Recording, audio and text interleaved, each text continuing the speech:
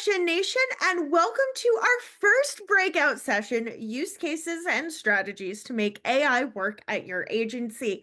My name is Emily Jarvis, and I lead the events team here at GovLoop, so thanks so much for being with us today. And I want to take a moment to thank our sponsors, ServiceNow, Laserfiche, and Cisco Systems for helping us put on this session today. So let's get to it, because there is so much work to do on a daily basis. To get it done manually is impossible, and that's where AI can play a big role.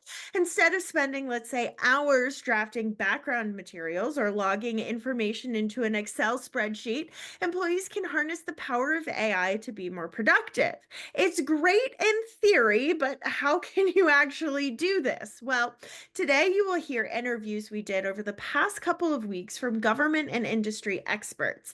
And those interviews, they will share about the skill sets and tools needed to take advantage of AI. It's going to be some great stuff. But before we get to all of that, we do have few housekeeping items to go over.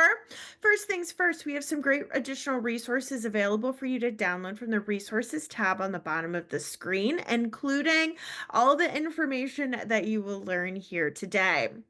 If you are in need of those closed captioning features, look for that show captions icon on the bottom right-hand side of your screen.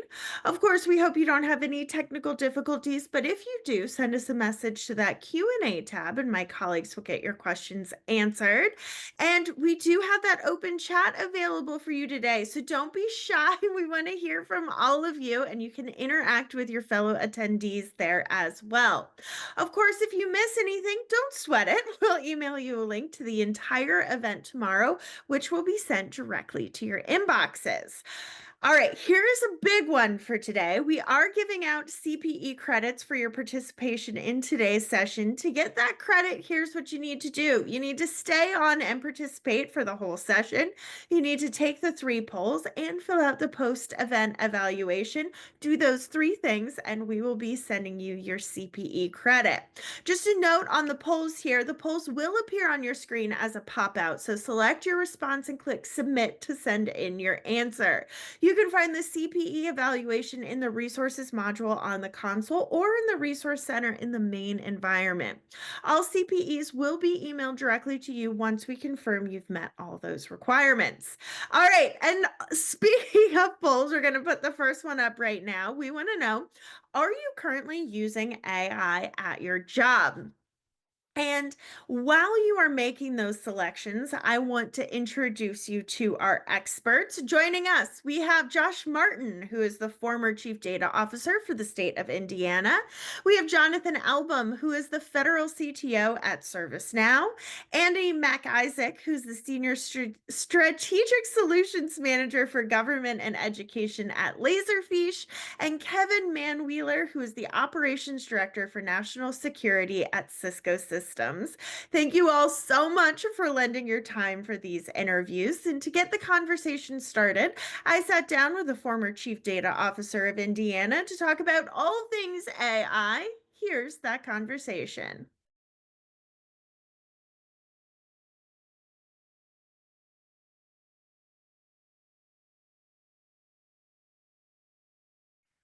Here to talk about AI and what it is and why it matters is Josh Martin. He is the former Chief Data Officer for Indiana. Josh, thanks so much for being with us. Thanks for having me again.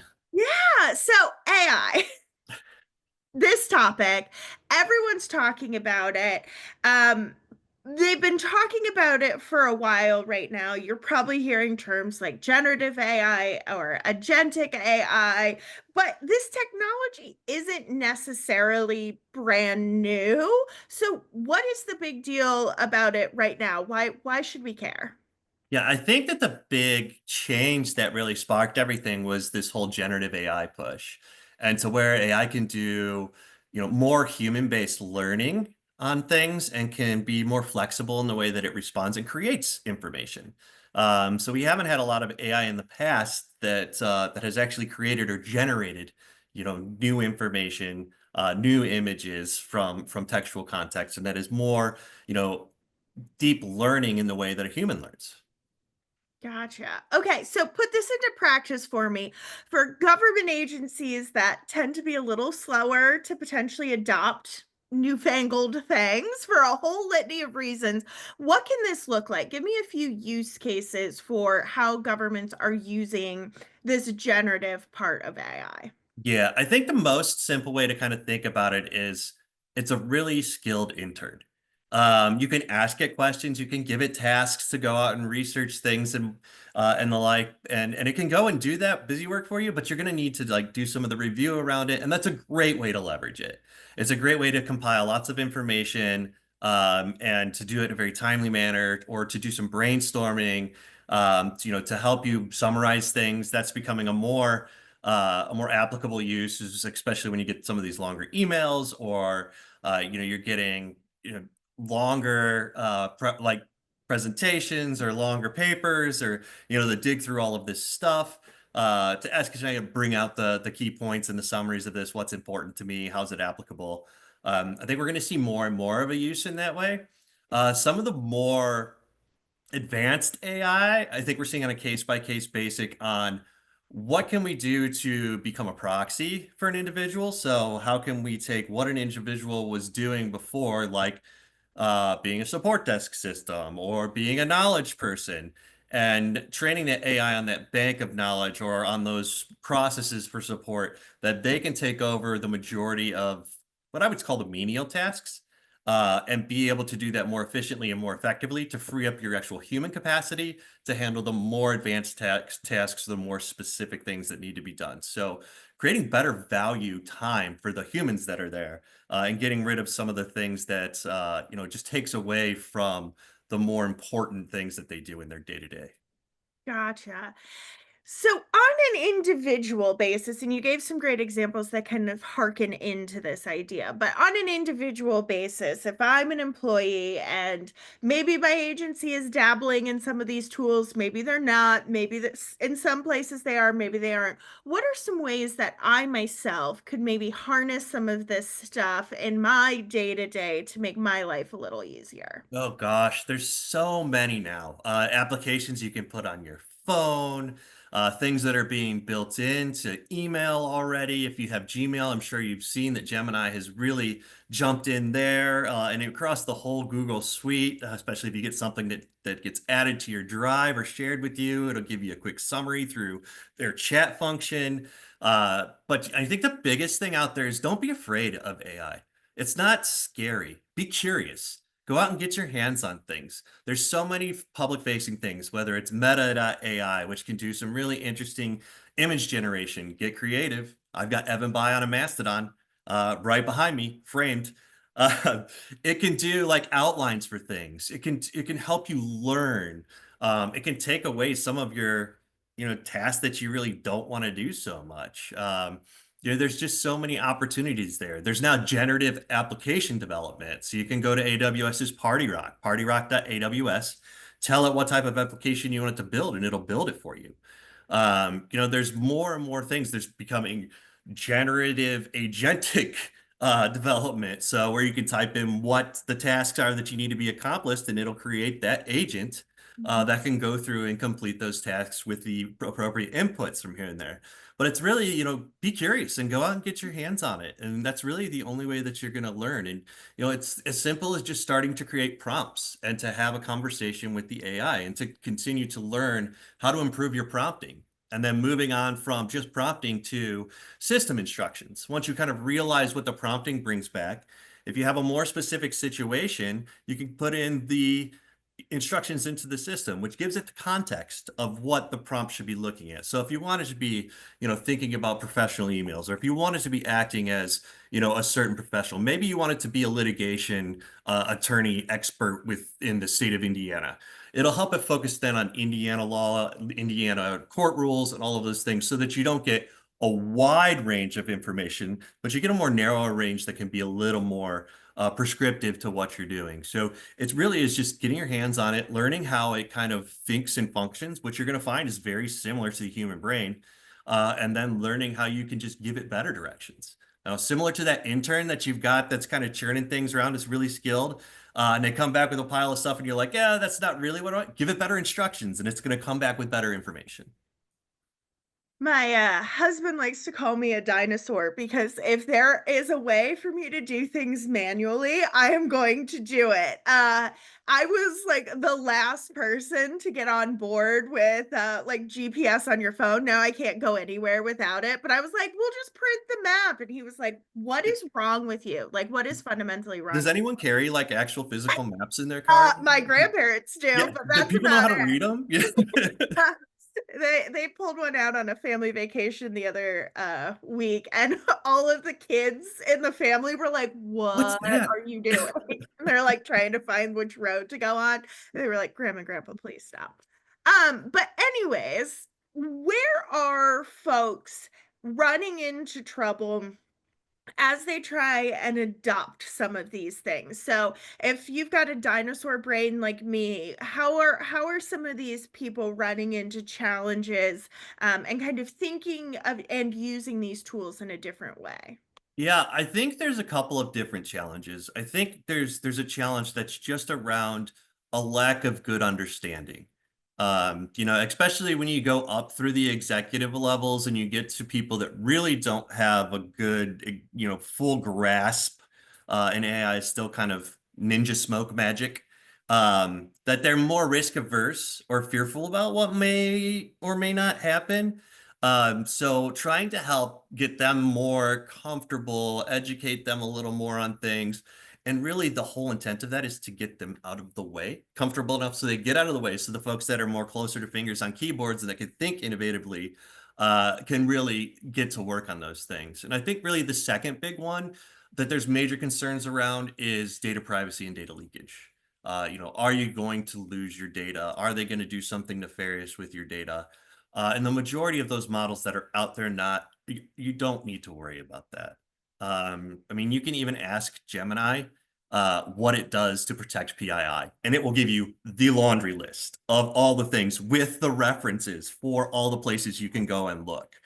So it's not training its model on new data that you're putting in.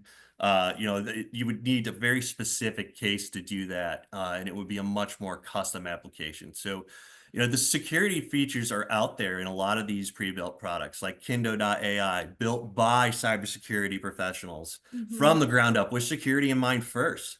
And it's all built in. The data loss protection is built in. You can use different models, so you're not stuck with a Gemini or an AWS or an Anthropic or whoever. You can use models based on what you're trying to accomplish, and they have really good summary information about what those are. So there's a lot of fear of that security, data leakage, data breach, but a lot of it is really unjustified.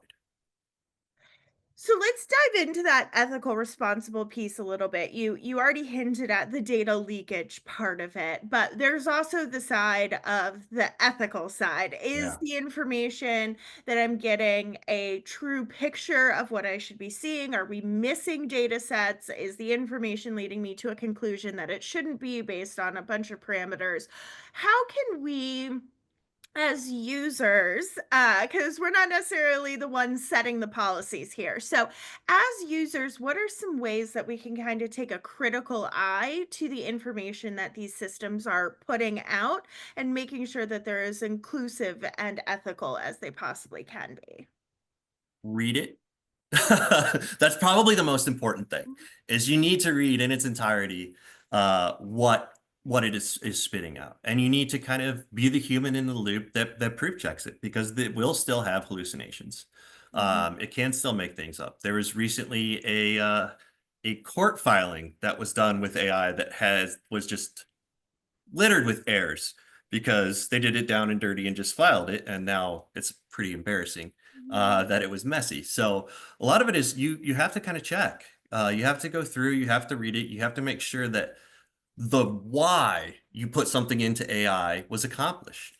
That was the whole intent. I wanted AI to do this why. And once you get to that, you can go back and see if it's actually accomplished that or if it's kind of gone off the rails, or you can always re-fact check it. Or if you find something wrong, tell the AI that was wrong. and it'll come back. It's usually very apologetic about it. You're right. I got this wrong. Um, but then to continue to reprompt to get those things out. But if anything is you're going to call final, the same as if an intern is creating a policy document or a memo, you probably want to read it before you put your name on it. So, those things are really important. This is not perfect technology. It continues to improve and it continues to get better, but it still doesn't have all the subject matter expertise that a human does. Especially when you talk about ethical use.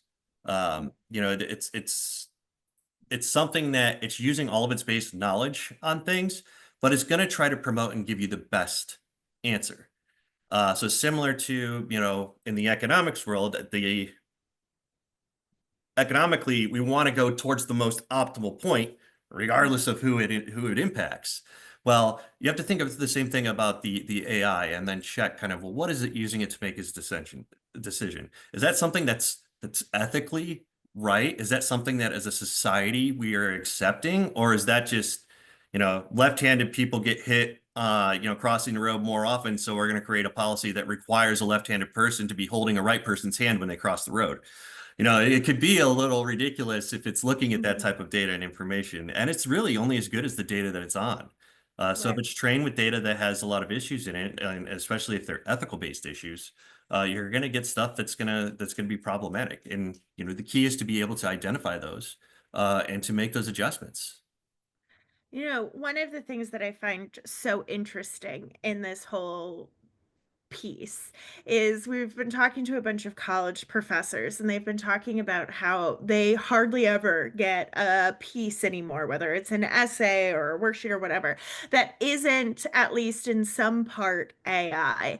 And they were saying, a couple years ago, they were crossing everybody out, failing everybody that used AI for it. And now they're saying, you're going to use these tools. You should use these tools. But we now need to teach you how to think with these tools. So, Right. what are the questions that you need to ask yourself to do that double check and not just turn in this report? And I think that's a very different way of using your brain than a lot of people are used to. Because you're kind of used to saying, oh, here's my report. Here you go. This is all the information. Now it's almost like you're the editor in the process. And it is a rethink and a reframe of kind of how you're using that information. And to tie onto that, I think that it's still, even though you have it all written down or put together, you still have to be able to present it. Hmm. I was talking to a local judge about the use of AI in the legal system right now, and he said you can tell when someone comes in and it's all AI, and then it comes down to actually presenting it in court, and they're just rereading the AI, what the AI output is, but they can't actually present their case effectively. But if you think historically about this, I mean, I don't know if anyone had meme professors like I did that made you hand calculate statistics before you could use any tools. Like Mm, really handwrite it all out, but that's sure. how I learned it. And now nobody goes out and hand tabulates, mean, median, mode. Nobody's going out and hand tabulating, confidence intervals or anything along those lines or different R scores, but that was things Uh, that I had to do. And then you kind of move into more mature models, but understanding how they are. And I think from the professor standpoint, just several years ago, it wasn't AI generated stuff. It was copy paste from Wikipedia. yeah. You Yep. Yep. so the same thing with, hard math moving into calculators, moving into more advanced statistical tools. It is growth. The same thing with coding, computer coding. It used to be a hard coding from the scratch, and then Mhm. compiling it into the ones and zeros, where now it's more, we have advanced languages that it just handles all that stuff. And you don't have to really worry about it. So you're more focused on the advanced language cursive writing, darn near about dead, and Mhm. cursive reading, script reading. So, a lot of these things are starting to kind of fall to the wayside. I know when I have to go and write things in hand or fill out long forms, I get cramps. Yeah. Yeah. So, I won't lie. I went to a private school for 1 year that was run by some wonderful Catholic nuns, but I had switched schools and the academics were different. from one school to the other. My old school didn't do cursive and my new school did. And so I sat in first grade in this like closet room with a nun as she taught me how to write in cursive. And I think back to it, and she was lovely. It was like a wonderful experience. But in my head, I just associate cursive with like a dark room, like writing things by hand. And I'm like, what was that time in my life? That was a Yeah. strange experience for, I don't know, 7-year-old Emily, however old you are in first grade. But it's embedded in here forever. So if you need some calligraphy, come this way because I've got great cursive. But it's not really doing me a whole lot of good in the AI world today. Right. All right. A couple more questions for you, Josh. And I think the first one is, we've been talking about this a little bit already with prompt engineering and asking good questions and being an efficient editor. What are some ways that you can get better at AI questions? Are there courses you can take? Obviously, practice makes perfect, but what are some tactical ways that we can get better at asking the right questions? I would say the best way is just to continue practicing on your own, but there are tons of resources out there. I mean, even within the different platforms, they have, prompt galleries where you can go and look and see how they're putting prompts together, or seeing, really successful things. The same thing with creating agents. With agents just means iterative steps. And it's really not that critically uh, different of a technology standpoint, but you're hearing now this big agentic AI push, which is more of a kind of a sales approach to how we use robotic process automation and generative AI together.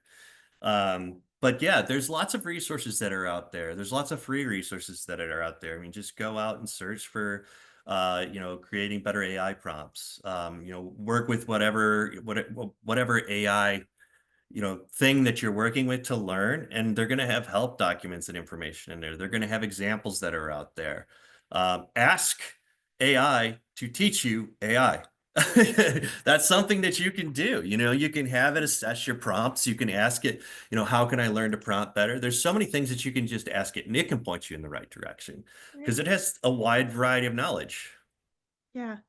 I've heard a lot about this idea of the funnel method too. You start at a broad question and drill your way down.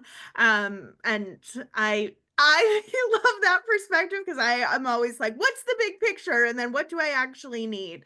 So that kind of helps me think about prompting. Yeah, that's definitely one major approach that I mean, even when I was first, using generative AI that I started with, because you got to figure out what's going to come back. And then once you start to understand that, you can ask it better and more specific questions. And then once you understand how to do that, that's when you can get into the system instructions on the front end. So if you're already down towards the tip of the funnel and you're not starting, by just dumping a bunch of water in it. Yeah, I love that. All right, final question for you. And this is a big one. What should we know or what should we care about when it comes to AI? It's not going anywhere. It's going to be integrated into day-to-day life, similar to what your iPhone is today or your Android phone or email. It's going to be here, and it's going to continue to progress. Technology is going to continue to advance. It's going to continue to make your life easier. Um, yeah, there are risks, but there's a lot of people that are taking that into account. The majority of people that are working on these things want it to improve life. They Mhm. want it to improve society. So just understanding that it's here and it's here to stay. And it'd be better to get comfortable with it now so that you can keep up with the pace. It's kind of like when my grandma got email at the first and I would get regular tech support calls.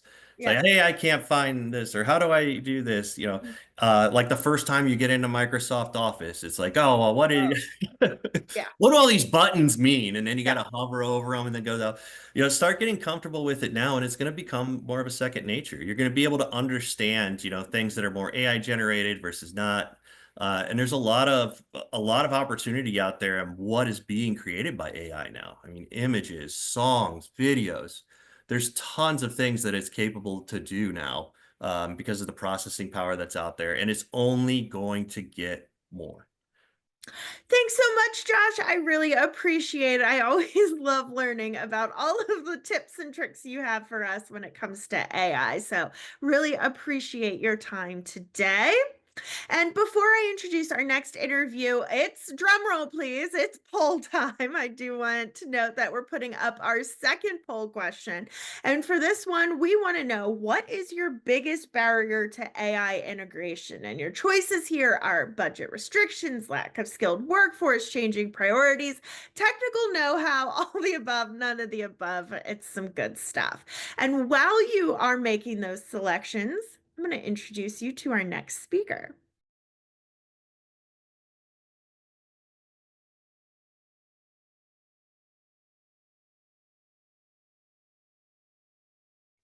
We know that data is foundational to using AI in government, but what does it take to make that happen?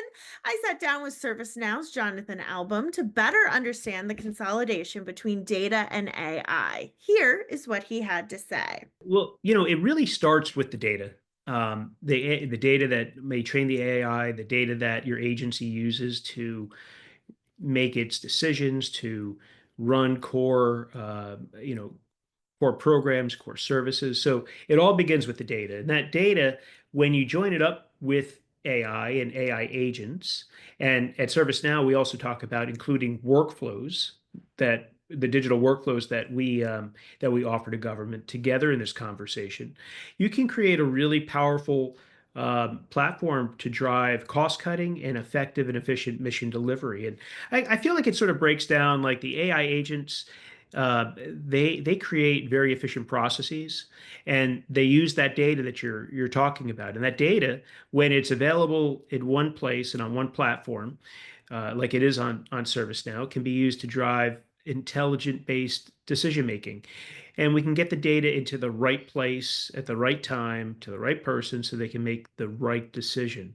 And when you add in the workflows, the digital workflows that I was referencing before, you can create a real operational transparency, and you can create real accountability in the way our agencies operate and perform their missions. So there's a lot of synergy when you talk about data and AI, but when you add in the workflows, they are superpowered, and you can do things from software asset management to enhance security to serving customers better, whether it's in IT or HR, or providing that service to the citizen that we've been talking about for a long time, and doing so in a way that inspires confidence that the agency is able to provide a good service and a timely service and help somebody at a time of need, which is when so often people turn to government. So I think the conversation only really works when you talk about AI and data and workflows together. And one of the things that we're doing at ServiceNow that I think is really important is we've built a workflow data fabric, and that is it's a very interesting technology approach where we can take the data from across any number of systems in an organization, and then using a zero copy capability, which means we can bring the data onto the platform without having to make a copy of the data. We can have that data present on the platform to be used by the workflows, to be available to users of ServiceNow so they can make the decisions, they can serve customers, they can get outcomes using all the technologies built into the ServiceNow platform, like AI or RPA or configuration management database, what have you. It creates an amazing opportunity to drive efficiency like we've been talking about, and that really important um, data-driven decision making approach that I think this administration is really all about.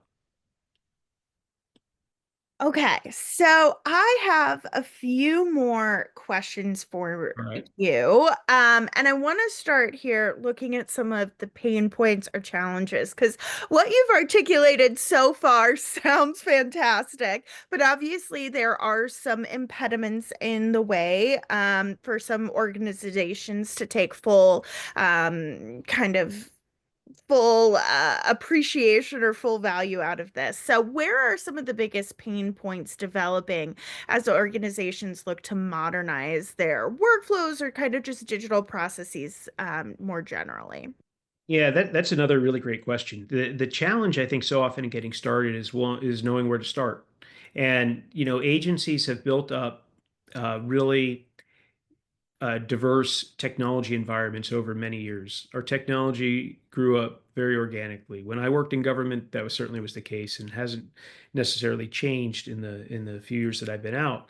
The reality is we have a lot of systems in our agencies, and they are of varying ages and technologies and levels of modernization, degrees of modernization. So we have to be uh, one taking enough time to understand what all of our data is, understand where it is, and understand how it flows through our environment. Because the data is a representation of the work that the agency does. So we talk about workflows, that work flows through the environment, that data flows through the environment. And, it is it's always very enticing to try and go very fast to say, oh, I bought this technology, it's going to solve my problems. Well, it's not going to solve your problems if you haven't done that initial thinking about what is the data and how do we use it. And then, on top of that, you have a way that you operate today, and that operational rhythm and that cadence that's based on uh, perhaps a more manual approach to work. And, it may even be more of an approach that, predates COVID, where everybody was always in an office. And of course, we're going back into offices, but we sometimes haven't, or we modernized, or we automated a process that doesn't necessarily represent the way people work today, and sometimes still a hybrid environment, or in an environment where our customers expect more, digital services. So how should we operate? So first you have to understand, what do you have? Where's the data? How does it flow? And then how should it flow? And once you have those things in place and you're working with a technology like ServiceNow, you really have to be thoughtful about am I going to demonstrate that this new process I create, these workflows I build, the AI that I begin to use, the data I'm integrating. How is that driving more value into the way we operate? And you have to be able to demonstrate that. And that of course takes an understanding of a baseline of how do you provide service today, and being able to measure how it is improved once you've implemented a technology, or you're implementing aspects of it, and you can measure it along the way, which would, I think, ideal. And as you're demonstrating those improvements, you have to be able to get out there and tell that transformation story, explain to your leadership in your agency, explain to your customers, explain to Congress or other stakeholders about how you're using these technology investments to really make the agency better, to make that service delivery better. And if you can do those things, that's a recipe for success. I think people fall into real trouble where they, buy the technology and start implementing it without really thinking through some of those precursor steps. You can just fall back into the same trap of spending taxpayer dollars on expensive technologies, and in the end not being able to demonstrate that you've made an improvement, and not being able to show how technology is serving the mission. You always have to keep that in mind, in my experience. Thanks so much, Jonathan. It's always so important to remember that AI usage needs to go back to the mission of the organization. I appreciate that perspective. And before I introduce our next interview, you all know the drill. It's time to put up our third and final poll question. And for this one, we want to know, how do you plan to use generative AI in your role in 2025? I'm going to give you a few seconds to take that poll right now.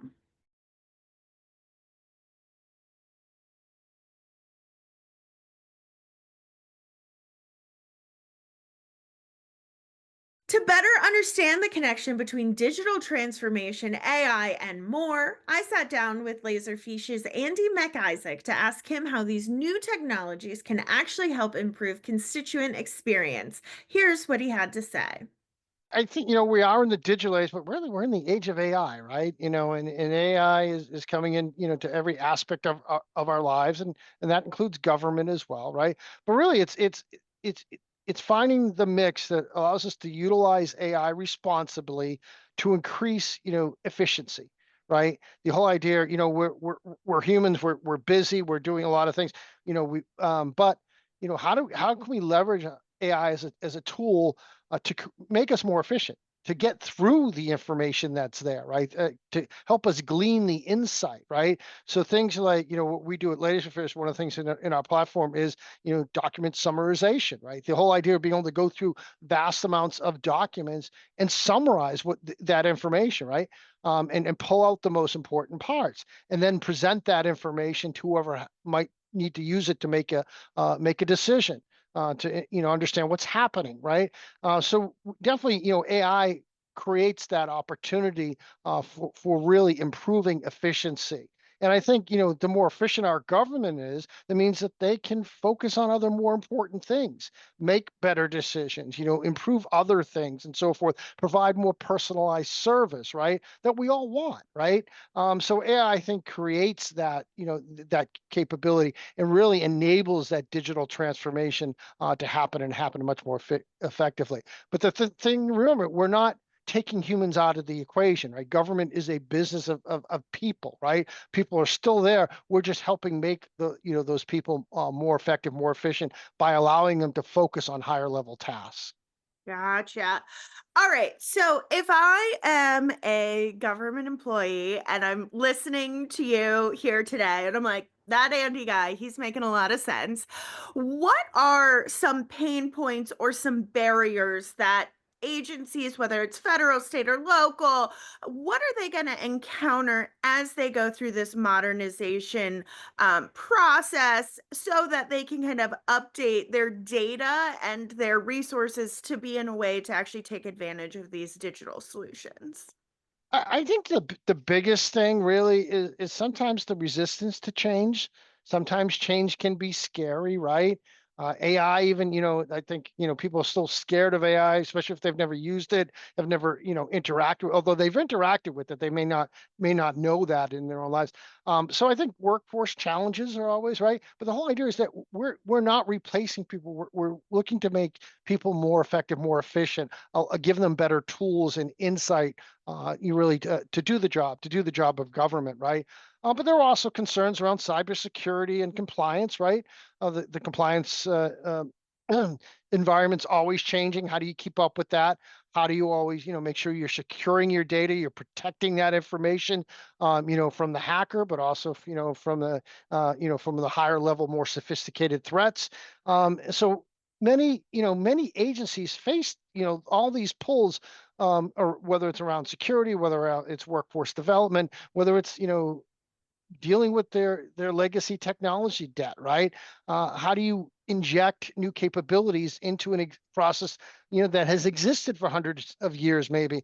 But the whole idea is, if you want to progress, right, and you're going to need to progress and keep ahead of all of these challenges, you're going to need to utilize more digital-based technologies, such as AI, such as workflow automation, and how and also focus on just really managing the data that you have more effectively and more efficiently. So there are a number of different challenges. You've got to look at technologies that are easy to use. You can leverage people where they are. You don't have to necessarily be a programmer to utilize workflow automation, or to use enterprise content management. But the tools need to be developed for the average government worker. Those who know the business may not know how to utilize the technology. We need to make it easier for them to do that. Yeah.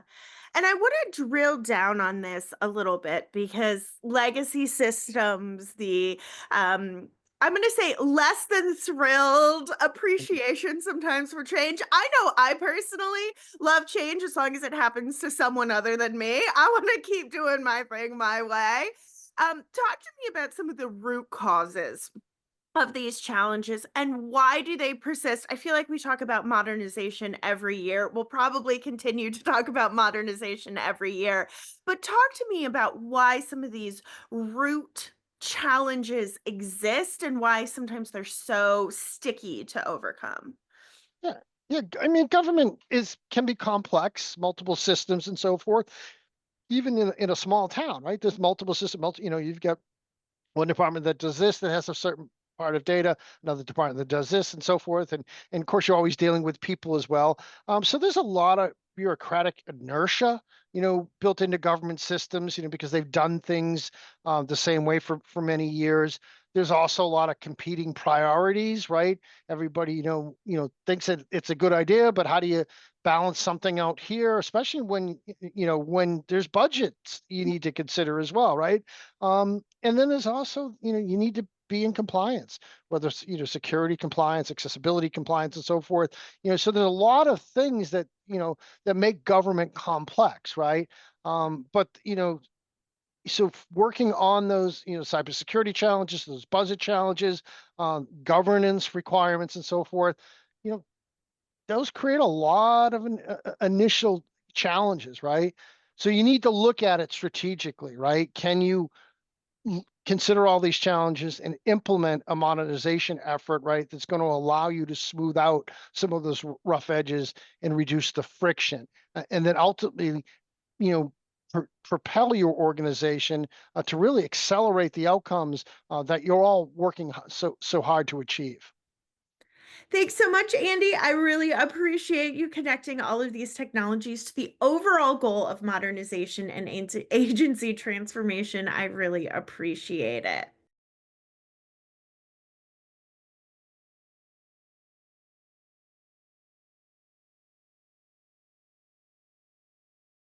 Government networks are often old and outdated, and that lack of modernization leaves agencies vulnerable to attack. One way to modernize an agency's network is to harness the power of AI. So I sat down with Cisco Systems' Kevin Manwiller to understand how AI can and will play a role in government network modernization. Here's what he had to say. Well, the modern network's really a requirement, and that's because at the root of everything that we all do every day, it's connectivity. If we're not connected, we're not able to do our jobs. We're not able to talk with people. We're not able to solve problems. So the network is the foundation of that, and connectivity is the foundation, obviously, of the network, a well performing network out there. And then you bring AI into the mix, and it kind of flips the existing network upside down because it's generating so much more data that needs to be processed, transported, and consumed across many more locations, devices, people, and of course, AI agents all over the network. And we're pretty deeply engaged with our customers on this at Cisco. Almost all of them, 90%, see the transformative potential of AI, but only a small fraction, less than 2%, feel that their infrastructure is ready to support it. And they're absolutely right about that. The existing infrastructure is not ready to support it, which is why we're building the modern network, and that modern network infrastructure more as an enabler than anything else. It's going to enable the government to do a couple of things much better. It's going to allow them to operate AI workloads at scale, high performance, low latency connectivity. That's going to be a challenge with AI. And equally as important, it's going to add a ton of valuable security into every layer of the network and the AI stack. So the data, the models that they work in, and the interactions with other agents out there. And finally, it's going to automate operations out there using software, using machines to operate things, taking some of that out of the hands of the humans is going to provide for a much more speedy, efficient, and cyber resilient network out there. So AI is not just a technology shift. It's really an operational imperative for us. Yeah. There is a lot to unpack with AI and the whole AI of it all. And I'm going to ask you a question that might seem a little bit ridiculous on its face, but why is this important? Why do we need to do this to begin with? What's the must-have factor here? Yeah, it's a great question because you read all the hype about AI, and that's kind of the obvious question is, what's all the hype about? What is it really going to do for me? How do I get started? But it's not just another tool. I think that's been proven in the industry now, just what we've seen with ChatGPT and other forms of language models out there. It's really a force multiplier. It makes our lives easier. It gets us information faster. And it really has the power to transform how our federal agencies can detect threats, make decisions, operate at mission speeds, ultimately serving the citizens out there, defending the country, things like that. But it requires a high performance, low latency, and power efficient network so that these agents can talk to each other and do their job and come back with an answer. If you have the greatest AI tool in the world that you're dependent on, but the network is lagging behind it and full of latency and not providing the type of performance it needs, the AI tool is going to be viewed as a failure. So without the right modern network, AI actually can become a liability instead of an asset. And without it, there's some risk the government faces, exposing sensitive data, slowing mission execution, missing critical insights, all because these legacy networks weren't built to handle the scale and speed and security that AI demands. Yeah. And you just mentioned a magic word there being security, of course, and that's always a paramount concern for government and private sector organizations across the board. In what ways can AI contribute, if it can, to strengthening cybersecurity measures within federal networks? Yeah, it's a great liaison in improving the cybersecurity posture of our country. And for those of us in networking and security that have been in it for a while, we've seen point product after point product being thrown at security operators out there to try to defend our networks against malware and against adversaries. And AI completely changes that and really offers a way to improve it. So when you think of AI, we're really looking at two different aspects of it. One, we've talked about a little bit, which is building an AI-ready network. And then two is putting AI into the network out there to allow the network to use AI to do things much better, one of which is obviously security. So in today's threat landscape, which is obviously always evolving, always changing, we're always behind, and adversaries are operating now at machine speeds using AI with increased sophistication. Traditionally, what we've done in defending at human scale is not really going to work anymore. It's not going to be sufficient. So AI enables federal agencies to move from reactive defense to predictive security, which is huge, identifying threats faster, responding in real time, and continuously adapting to changes and needs as they come. But security has to be embedded into the fabric of the network. It can't be stamped on. It can't be layered on as an afterthought. And by integrating AI natively into the infrastructure, which again, what we've been talking about, we can enable a different approach here, one that uses the network to detect anomalous behavior, find malware, vulnerabilities, exploits, but also has the ability to operate at machine scale with speed and precision, and of course supports zero trust principles, access controls, keeping the bad guys out of our networks and keeping only those that we want on our networks and using our networks on them at all times. So the continuous monitoring at scale. And this is really the future of cybersecurity in the government. Thanks so much, Kevin, for giving us a better picture of what a modern and AI-powered network can do for government. Unfortunately, that is all the time we have for this session. I want to thank our partners, our NextGen 2025 Partner Alliance, for helping us put on the NextGen Summit today. I do have a few quick reminders before we log off this session. First, don't forget to fill out your CPE evaluation to get your credit. And if you haven't already, head over to that exhibit hall to check out our amazing booths. They're filled with a ton of great additional information and resources. Up next, though, our lunch keynote is starting at 12:30 p.m. Eastern. You can access all of the sessions in the Sessions tab in the main environment. We'll see you in our next session, and thanks so much for attending. Bye, everybody.